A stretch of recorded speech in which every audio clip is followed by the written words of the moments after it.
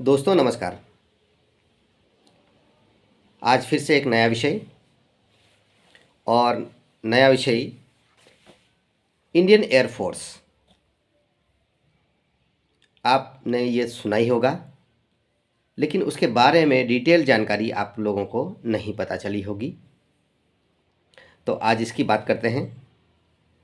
Indian air force की भर्ती जो है वो 12th के बाद होती है। एक्स और वाई ग्रुप होता है, तो दोनों ग्रुपों में भर्ती अलग अलग होती है। उसकी योग्यता के बारे में जानते हैं। सबसे पहले एस ग्रुप की बात करते हैं। एक्स ग्रुप में जो है वो भर्ती की जाती है वो 12th के पश्चात होती है। 12th में फिजिक्स, मैथ्स और इंग्लिश के साथ साथ 50% मार्क्स होना चाहिए। एक्स ग्रुप की जो भर्ती होती है वो टेक्निकल ग्रुप होता है, या इसके साथ ही पॉलिटेक्निक का डिप्लोमा भी हो सकता है। 3 साल का जो है वह भी मान्य है। फिजिकल एबिलिटी की बात करते हैं तो फिजिकल एबिलिटी में हाइट, जो प्रतिभागी है उसकी हाइट 152.5 सेंटीमीटर होना चाहिए। चेस्ट सामान्य और वजन 55 किलो से कम नहीं होना चाहिए। ये इसमें विशेष है। और जो परीक्षा होती है वह 1 घंटे की होती है। तो ये हुआ एक्स ग्रुप। अब वाई ग्रुप की बात करते हैं।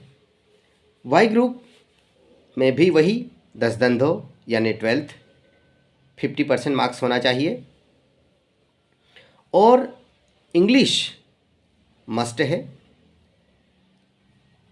2 वर्ष का वोकेशनल कोर्स की डिग्री होती है, वो भी अगर आपके पास है तो भी आप अप्लाई कर सकते हैं। इसके अलावा फिजिकल एबिलिटी की बात करते हैं तो वही इसमें भी 152.5 सेंटीमीटर की हाइट मांगी जाती है और वज़न जो है वही 55 किलो से कम नहीं होना चाहिए। अब जो परीक्षा होती है वह 45 मिनट की अवधि का पेपर होता है। इसमें जो विषय होता है वह रीजनिंग, इंग्लिश और जनरल एप्टीट्यूड के विषय होते हैं और इस विषय से संबंधित ही प्रश्न पूछे जाते हैं। अब इसे थोड़ा सा आगे बढ़ते हैं। इसी इंडियन एयरफोर्स की बात करते हैं तो एक हमने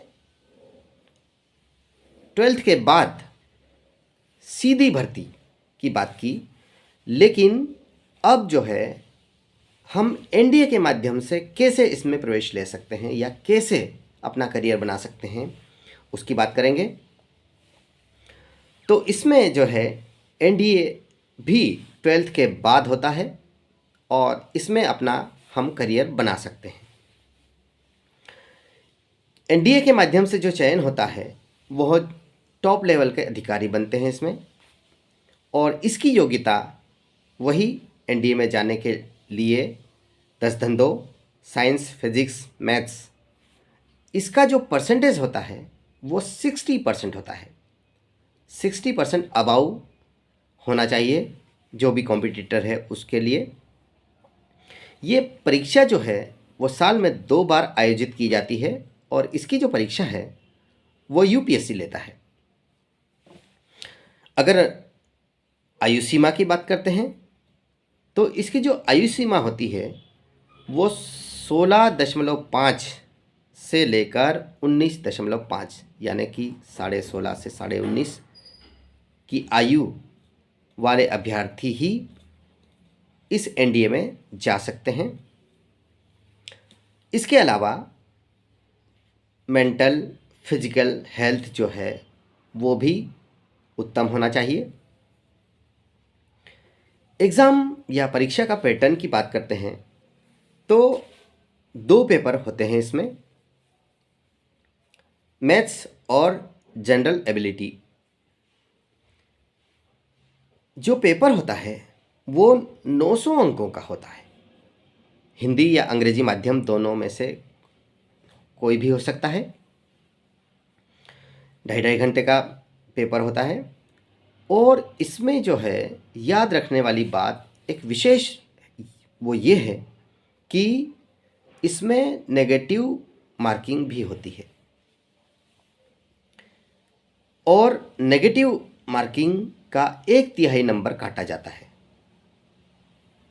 तो इसलिए सावधानी से इस परीक्षा को देना चाहिए। अब जो परीक्षा है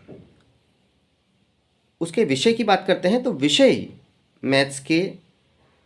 मैथ्स जो है उसमें 300 नंबर के प्रश्न पूछे जाते हैं और जनरल एबिलिटी के 600 अंक के प्रश्न जो हैं वो पूछे जाते हैं।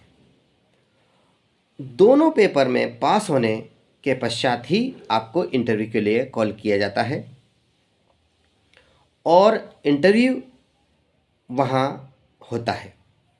अब विषय कि कौन कौन से इस मैथ्स की बात करते हैं या जनरल एबिलिटी की बात करते हैं, तो इसमें जो है algebra, trigonometry, analytical geometry of 2 and 3, dimensions, differential calculus, integral calculus and differential, vector algebra, statistics ability के प्रश्न इसमें पूछे जाते हैं। तो प्रतिभागी जो है वह, मैं अपने हर वीडियो में वही कहता हूँ कि सबसे पहले किसी भी परीक्षा को पास करने का सबसे जो अच्छा तरीका वो ये है कि उसका सिलेबस निकाले, सिलेबस का बहुत अच्छे से अध्ययन करे, उसके पश्चात उसकी तैयारी करे।